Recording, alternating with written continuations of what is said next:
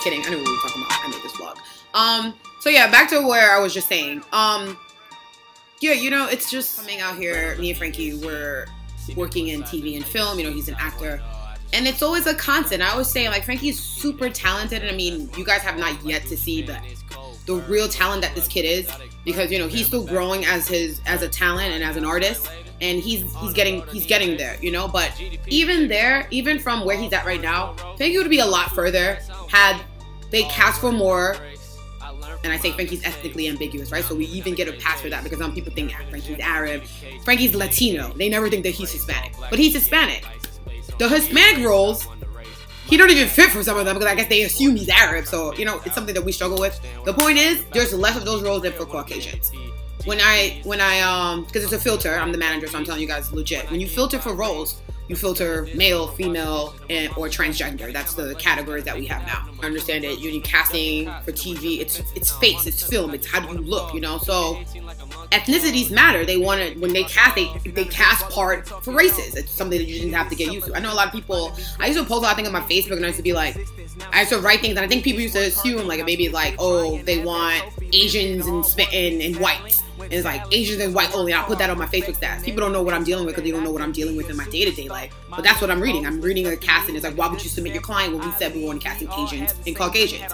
And I'll put that, and someone will respond like, oh, Tahyira, that was a racist thing, and you put. I'm like, yeah, it's racist, but this is what we deal with, you know, in the field that we choose to work with. Like, we're not upset. We understand it. It's like, whoops, sorry, I didn't see the thing that said Asian there. My bad. I didn't mean to send this picture. It's like, oh shit, you're right. We don't fit the race for that role. We don't look like the character. It's fine.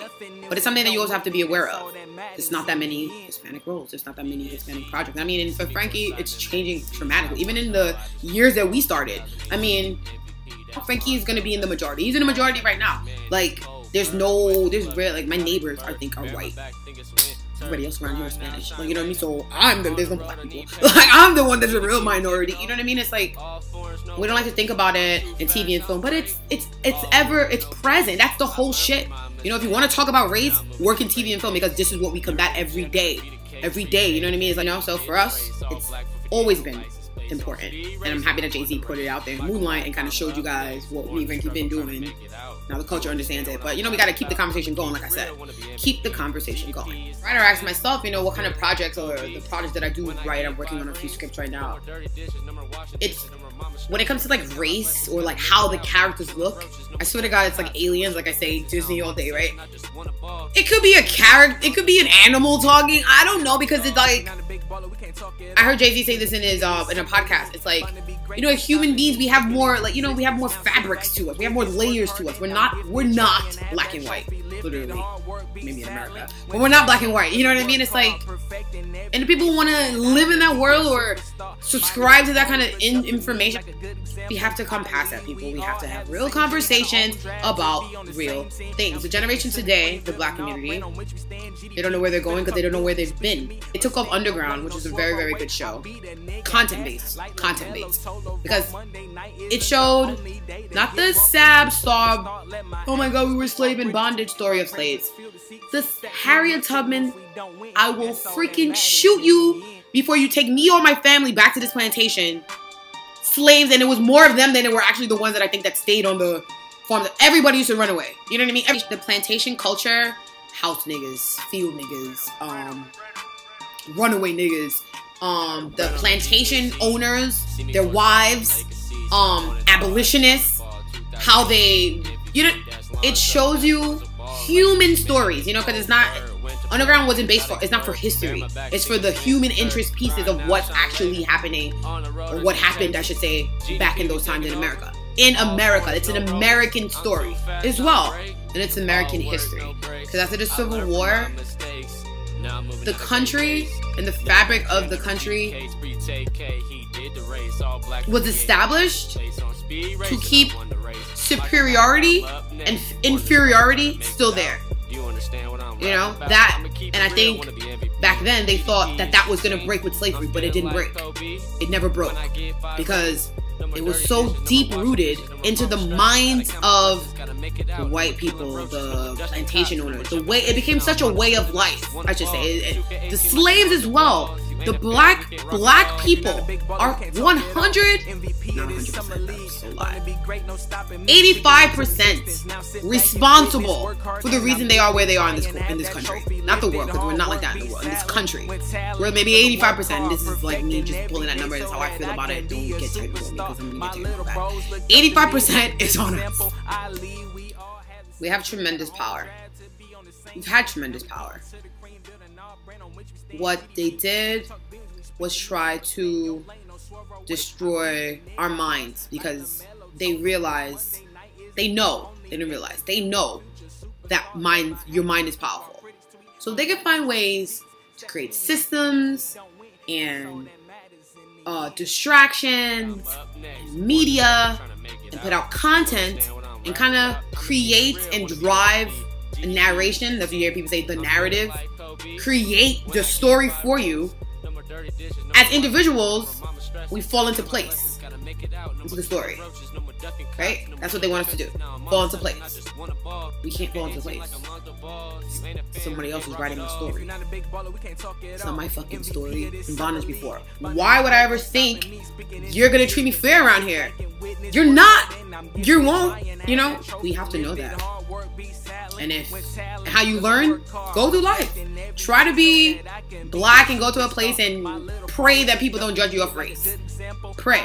But what we have to do is put ourselves in an even playing field. Don't use race because I'm black. This is what happens to me. Because I'm black. I have that too. It's like, probably not going to get a job because I'm black, but I'm going anyway. I'm putting my best foot forward. And all the time I get those jobs because it's like, that person didn't care about race. You know, not that many people in the world are racist. It's a small percent. You know, not that many people. But if you walk with the perception of yourself and it's a negative one because of what the narration about yourself told you and you believed it, it's not really on them. That's on you. You know, that's on you. When it comes to the narration of it, what happened to our culture. So let's think about that. That's really what this video is about. The Cosby Show. Will Smith. Bill Cosby, in today, 2017, is a rapist. Will Smith, in 2017, a crazy ass Scientologist. Who else? Steve Urkel. I don't know what Urkel is. I didn't do any research on anybody I'm talking about in this vlog prior to this vlog. I wanted to be, as I said, super candid. Actors from the black actors you remember. Jada. We just saw Girls Trip. That I saw it by myself in the movie theater. And I'm like, we're like, oh my god, it's such a good movie. When did Jada and Queen Latifah ever not make good movies or good content? No, but it's like, even us, we forgot. We gave it away so much that it's like, oh my god, 4 black girls in a movie about Girls Trip, Sex and the City-esque. We need to go see it. It's like, yeah, we need to go see it, but we're like, we also need more. Like, why is this like, oh my god? No, it shouldn't be, oh my god. It should be, yeah, like, living life. I didn't realize. I mean, yeah, I went to an all-white college, you know what I mean? I guess maybe I'm a part of the problem. Maybe I should have went to Spelman. I don't know. President Obama became president. We thought that we were coming further, but then it's like, nope, you're not going nowhere. Black Lives Matter. And it's like, again, we're back in like the civil rights fucking movement. We need to go back. We need to take a step back. Figure out what we did with our culture. Where is that right now? Who's in control of it? Why we gave it away? And how we gonna get it back? That's what we gotta do. So in this vlog earlier, I said, you know, black people, we're 100% responsible. I really do hold that. We're 100% responsible. And let me tell you guys why I say that. We're 100% responsible because as a race, we've proven our strength. Physical strength. We haven't proved our mental strength. And that's that's the problem. But if you could be physically strong, to be physically strong, you have to start at being mentally strong. They try to break us down. You know, they want to keep us low. They want to keep us in impoverished and whatever. And they want to make it seem cool to be dumb almost, or they want to glorify. And yeah, they got the people who sign up to work on Ratchet TV. You're part of that. You're not for the culture. You're not for the culture. You're taking a paycheck. Don't think. I remember when the guy from Grey's Anatomy was named such a cute actor with Dr. Avery. When Dr. Avery, I don't know his real name. I can't think about it right now. It's not off my head, but I follow him too. He's an activist. I'm gonna keep something. The name from Grey's Anatomy. But when he got the award from standing up for Black Lives Matter, the activist, the humanitarian award, I guess, at what was it, BET award a few years back, and he took that speech and he literally called out. He's married to a white person. He called out the black artists that stand here and take a paycheck and do things that screw up the culture and kind of, because you're going to get your own family to be set up. You're a part of it too. If anything, you're worse because you're in a position to help and do something different and you're not, you know?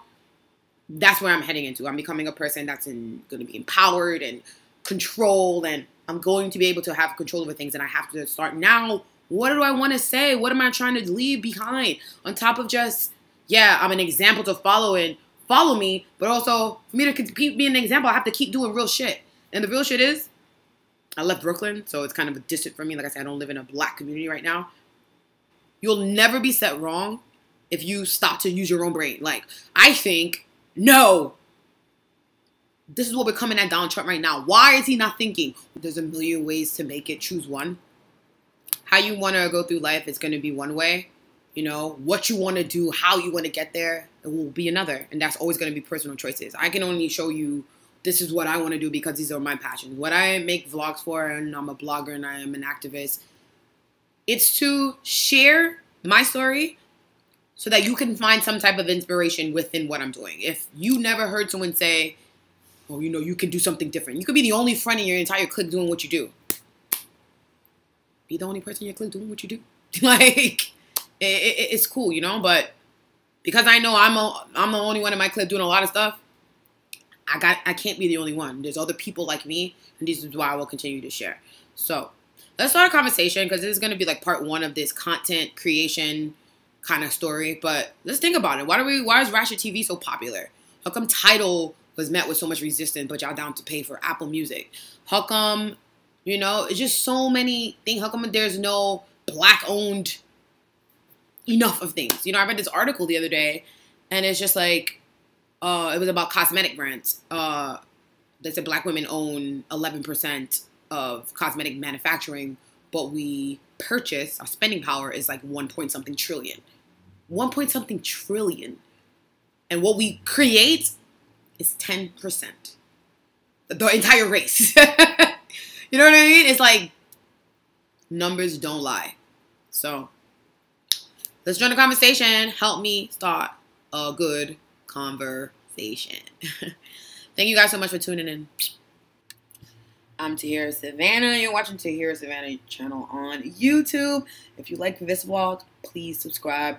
The little ding, little bell looking thing, you know, it's kind of like for subscriptions. Subscribe. Thank you guys. I'll see you next time.